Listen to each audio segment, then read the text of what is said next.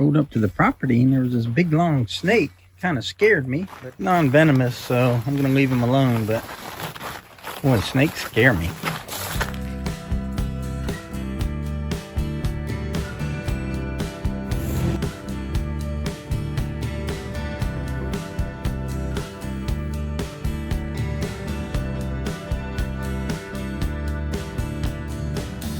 Welcome back to Piney Grove, folks. My name is Brad, and in today's video, we're going to be putting in a catch basin along this berm here so that we can catch water running off this hill and then direct it into the pond without it actually going over the side of the pond and eroding the pond. I've got just a small window to put this in. We got clouds rolling in, so it's imperative that I capture that water and get it into the pond rather than it going across the road, eroding down the bank. And also I want to keep it as clean as possible so when it comes off this grass, it doesn't have a bunch of sediments and take them into the pond. So the water flows from the hill, from the shed, down this way, and it traps kind of right here. It pools right here and then wants to go into the pond. And I originally had done this silt fence a year or two ago to keep that water from going into the pond, or at least have it go in slowly and not erode the bank. But that silt fence has degraded over the years, so I've come back with an earthen berm here, a clay berm. But water pools right there, so I know I got to do a little bit of clean out right here. But the primary place that water pools is right about here is the low spot. But I want to put the basin right here, and then all water that comes from that way and from this way will go into this basin and go underground to the culvert over there. And we have the culvert lined with some riprap, and that'll keep the water that rushes through this pipe from washing out the pond bank. So I think I have enough pipe. We're gonna measure it. But first thing I gotta do is get this slope, and I don't have a laser level, so I'm gonna use a piece of pipe and a level. So I got one low area right there, and then the real low area where it washes out bad is over there. So what I've done is I put a 10-foot piece of pipe between the two areas, and you can see by the bubble right here, you can see that it's sloping that way, and I want it to be sloping that way. So if this was sloped properly, it would be, the bubble would be more on that end of the level, it would be more like that. So that tells me that I have to take out a little section right here, and I can do that with the excavator and the box blade or the bucket on the tractor. So what I'm gonna do is put my basin a little bit lower than that lowest level, and that way when I dig this area out, water will flow there. So I'm gonna take this basin, I think this is the lowest point here like we discussed earlier, put this down, probably put it down an inch below the ground level, because when I put a basin in up by the pole barn, I actually left it up a little bit above ground level, and that creates a whole different problem. I'll have plenty of fall going down from here, so any water that goes in this basin will go right out the bottom. It's got cutouts for 4-inch pipe and 6-inch pipe. So I've got these collars, and these collars will go on the pipe, and then it screws in so that it locks in on this basin, and that keeps the pipe in the bottom of the basin. Water goes in the basin, then water goes to the pond. Simple, right? So the first thing I gotta do, put this pipe together. And the easiest way to do that is butt this end, that end against something. I got it against the tire of the tractor. I marked how far it should go in with this line here. It's about 4 inches. Start it, and then I'll show you what I do on this end. So I use a board so I don't mess up the plastic. Put the board here, and then just tap it. Now I'm watching the black line that I put on the pipe to make sure it goes in at least 4 inches. It's a non-pressurized pipe, so 4 inches is fine. You probably couldn't pull that apart with 2 tractors right now. So putting these 3 pieces of pipe together is gonna make it a little heavy, a little bit hard to deal with one person, but having a straight line, it'll let me see exactly where I need to trench, so that's why I'm doing it this way. I got the basin, I got the pipe extended in the basin a few inches. Pipe will come down here to the rocks, and then it'll go right into this path here. That pipe doesn't have to be very deep, just deep enough so that I can drive over it. So I'll put it down a foot or so, and that should be plenty. And then I can go right over it with an excavator, a mower, a tractor, whatever. I've got it all marked out with a shovel so I can see my marks in the clay. So I'm just gonna come in here with the box blade on the tractor, make a 5-foot swath so I can get the excavator in and out of here. Then I'll come back and build the berm.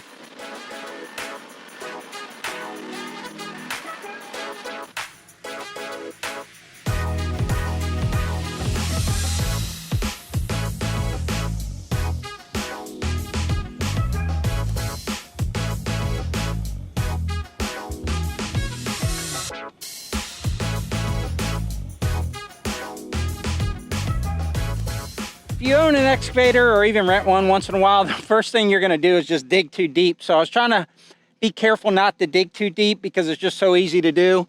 But I think I maintained about a foot going all the way up there. Now I just gotta figure out exactly where that basin's gonna be. I'm gonna hand dig a lot because I don't want to disturb a lot of that packed soil so that I don't get washouts around the basin. So the basin's gonna go right here. So I'm just gonna clean this out a little bit with the excavator and dig the rest by hand.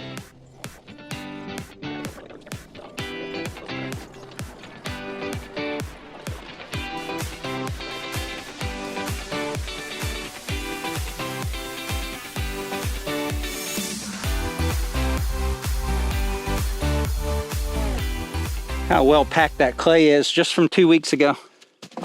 Okay, let's see how the basin fits. The 6-inch cutouts that way. So you can see right away the basin's got to go down quite a bit, but it's in a good spot.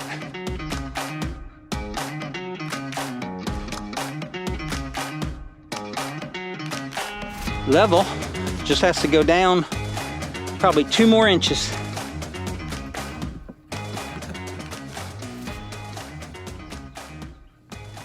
I knew this was easier with a utility knife and I still forgot to bring one.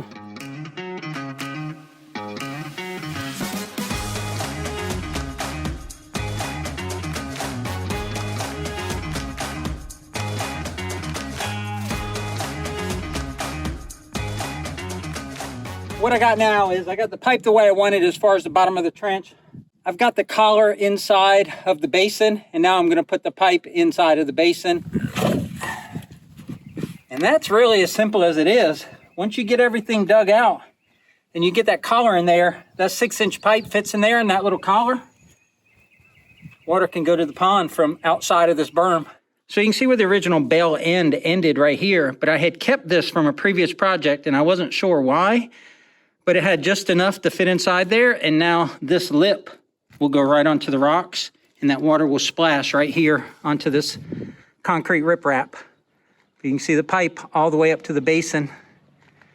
It's in. All I got to do is get some loose material around the pipe and pack it in real good, because you don't want water going around the pipe and washing it out. Instead of dealing with that lumpy dirt that I pulled out of there that's half packed, I'm going to go get some crumbly clay from the pile over there from when I was digging on this pond bank and put that right over top of the pipe and then pack that by hand. That'll make it tighter around the pipe than if I try to use this lumpy stuff.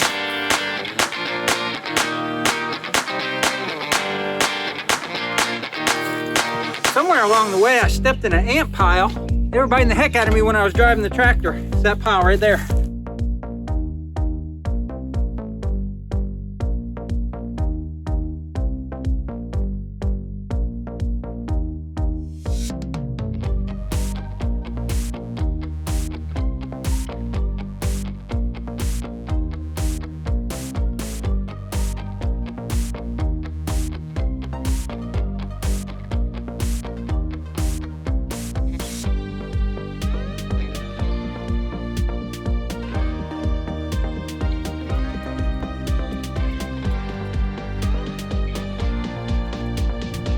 This area is the most important area to pack so that water doesn't go underneath the berm. So I just put a couple inches at a time around there and then work it in with that thinner handle of the hoe. Just get that all packed good around there.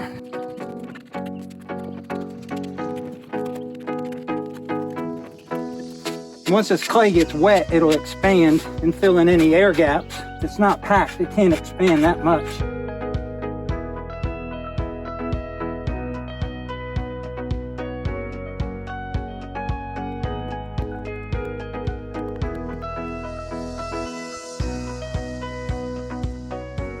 All right, folks, quick update, and I got to get back on the tractor. I've been doing a little work that I didn't catch on camera, but I got this backfilled a little bit and packed in, but we got storms rolling in off the Gulf of Mexico, and I can hear the rumbling, so I don't have much time here. But I got it packed up right to the berm, and I've got it all packed around the basin. Looks really good. I got the elevation good. Let's take a closer look, and then I got to get on the tractor and excavator and finish that berm up, and then I can take my time, but I got to get that done before the big raindrops start. We got the 6-inch pipe coming into this rip-wrapped basin, and all this is packed in.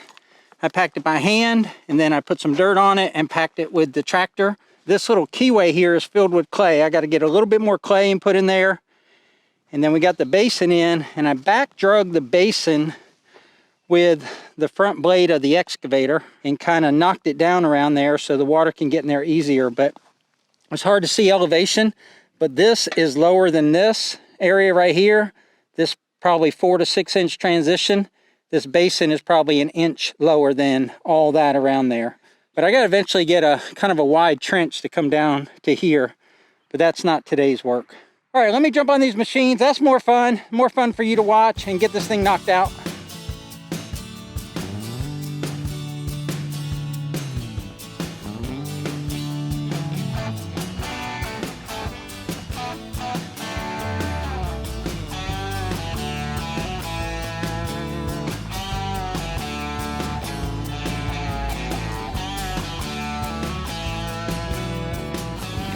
Okay, I needed an hour more, but you can see it started raining pretty bad. I got the equipment up to the shed.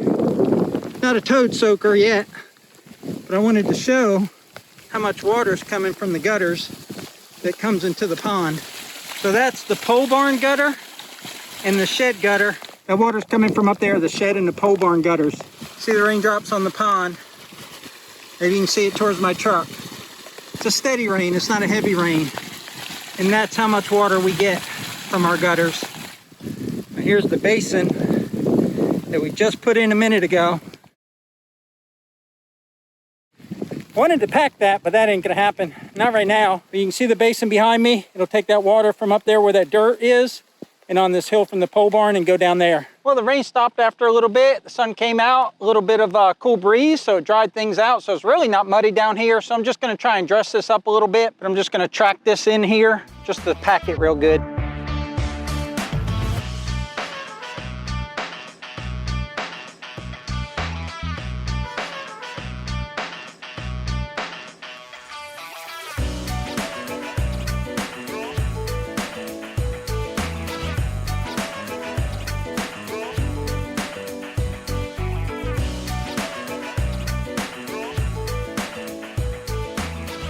We got the backside of the berm packed and formed up. Got the basin in, of course. We tracked in with the tractor and the excavator, and then we backbladed it so it's smooth. I thought that rain was going to prevent me from finishing it, but it didn't. I got it the way I wanted it. It really didn't take me that long, and I've been waiting a long time to do it. So 2 weeks later, this is what it looks like. We just had 4 or 5 inches of rain. It's been about 1 day since the rain, and this is what the pond looks like after we did all that major reshaping of the south bank and digging out that fill dirt. The pond was just under 4 feet when we did all that digging, and now it's just under 5 feet. This area between that berm and the shoreline, the tractor was down there with a 6-foot box blade, and of course, all this area was dug out very deep and that dirt put up on that bank. So this is where I took some topsoil and pushed it into the washouts of the clay. And you can see where there's topsoil, the grass is trying to grow. So everything from here over to that other bank was all excavated and regraded, and it looks really good. There are still a few washouts along here where the water comes down the bank. The berm that I created across the top keeps most of that water from rushing down here and goes through that pipe. But by stopping all that water from coming down the hill, these little tiny crevasses down here are not as bad, they're not as deep, and it'll give a better chance for the grass to establish along this bank. So the worst area and the area that I spent the most time on was right here. And that's where I put in that red clay, and I packed it really good with the tractor and also packed it really good with the excavator. And as you can see, there's no washout here at all. Behind me on this left side is the earth berm that I built with the dirt pulled up from the pond. And there's a little washout here where the water carved a little trench right there. But it went into that basin, and that basin is 100% free, not clogged at all. And then that basin dumped the water into the pond. We're going to consider this resloping of the pond bank and creating this berm and putting this basin in a success for channeling water properly into the pond. So the next step is going to be sealing the pond to make sure that we retain all this water that we capture. Okay, that's going to do it for today's video. We appreciate you watching. If you would, click that like button, subscribe if you haven't already, and share with your friends. Otherwise, we'll catch you on the next one. Take care, y'all.